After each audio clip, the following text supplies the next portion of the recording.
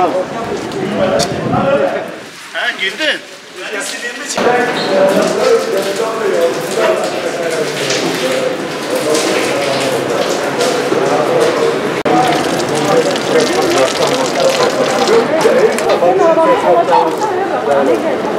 Temizlik yapmakla meşgul.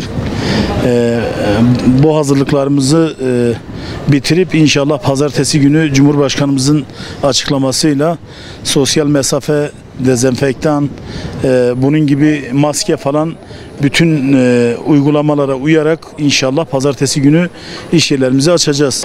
3-4 aylık sıkıntıdan sonra şu anda mutluyuz. İş yerlerimizi açacağız inşallah.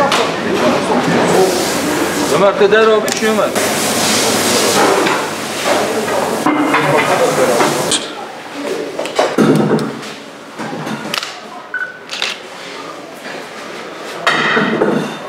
Yaklaşık 70 gündür, 3 aya yakın bir süredir iş yerimiz kapalı.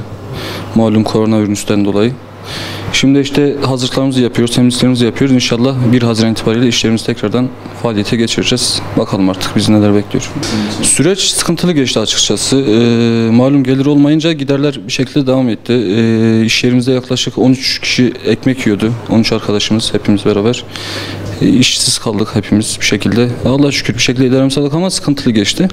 Tedbirlerle ilgili kendimiz alacağımız tedbirlerimiz var tabii ki ama devletin de gerekli açıklamalarını bekliyoruz, bakalım nasıl tedbirler uygulayacak devlet. Ona göre hazırlıklarımızı yapıyoruz işte. Biz kendimiz dezenfektan işlemlerimizi düzenli olarak yapacağız. Eldiven, maskesiz çalışmayacağız. Müşterilerimize de o imkanı sağlamayı düşünüyoruz.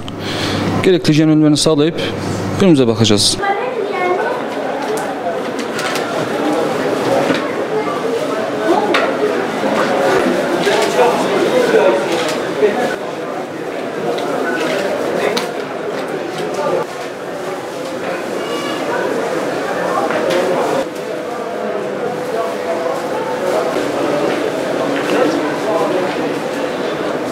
Biz de bugünle yarın işte üst katlarımızı temizlik, dezenfektan yaptırıyoruz.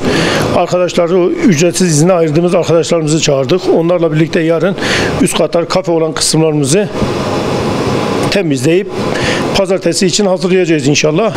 Masaları azaltıyoruz, sandalyelerimizi azaltıyoruz. Yani 1-1,5 metre mesafe koyarak yarı yarıya indiriyoruz oraları. Dezenfektan arkadaşlarımız gelip komple masa sandalyeleri üst katların hepsini dezenfekte ettireceğiz. Pet tabak, pet çatal kullanacağız. Onları hazırlığını yapıyoruz.